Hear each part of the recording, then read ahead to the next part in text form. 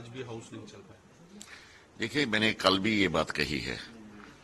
کل جب انہوں نے پہلا ایڈجورنمنٹ موشن لایا تھا، میں نے اس وقت کہا تھا کہ ہمارے رولز کے مطابق کوئی ایسی بات ایڈجورنمنٹ موشن کے ذریعے نہیں لائی جا سکتی ہے جو کورٹ میں زیر سماعت ہو. ملک میں کوئی بھی کمپیٹنٹ کورٹ ہو، کوئی بھی کورٹ، اگر اس میں زیر سماعت ہے تو اس کو یہاں پر ایڈجورنمنٹ موشن کے ذریعے نہیں لایا جا سکتا، چونکہ یہ معاملہ پہلے ہی سپریم کورٹ میں پہنچ چکا ہے.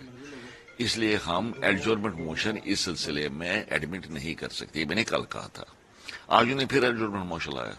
حالانکہ نہیں لانا چاہیے تھا، کل ہی فیصلہ دے دیا تھا، آج نئے لانے کا کیا فائدہ تھا.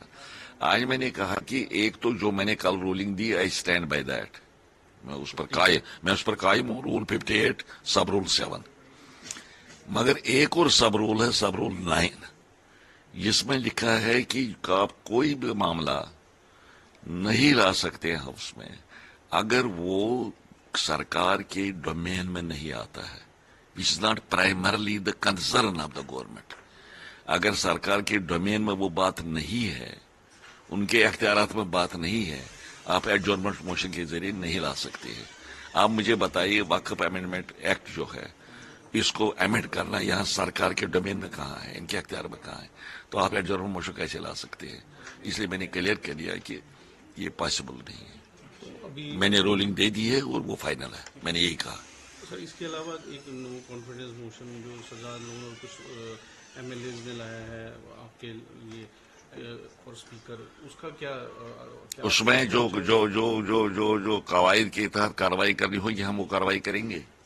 اس کے لیے ہم اس کو ایگزامن کرنے کے بعد اگر وہ ان آرڈر ہے تو ہمیں فکس کرنی پڑے گی ڈیٹ، اور ہاؤس سے ووٹ مانگنا پڑے گا وہ کیا چاہتے ہیں. کیا وہ اس نو کانفیڈنس موشن کے حق میں ہے یا خلاف ہے؟ اگر اس کے حق میں ہے تو ٹھیک ہے، ہمیں کوئی اعتراض نہیں. کس طرح دیکھتے ہیں انہوں نے آپ کے خلاف جو لایا ہے نو کانفیڈنس؟ کوئی بات نہیں، حق ہے کسی بھی ممبر کا. اگر اس کو اعتماد نہیں رہا مجھ پر تو وہ لا سکتے ہیں عدم اعتماد کی تحریک، اس میں کوئی دقت نہیں ہے.